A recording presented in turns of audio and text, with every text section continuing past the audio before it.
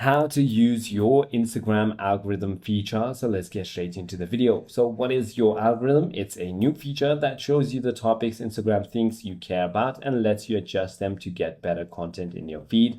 So the first thing you want to do is open your Instagram application and click on your profile icon. Finally, once you've done that, click on the triple dot menu and simply go to settings and privacy. Inside of your settings, you want to look for content preference. So as you can see, it says your algorithm here, but generally in the settings, it says your content preference. Simply tap on that. And that is where you can simply choose interested and not interested. You can simply go ahead and add multiple different videos to your interested and multiple videos to not interested, depending on whatever you like or not. Once you simply have more of the interested, you're going to see more of the videos that are in the interested itself.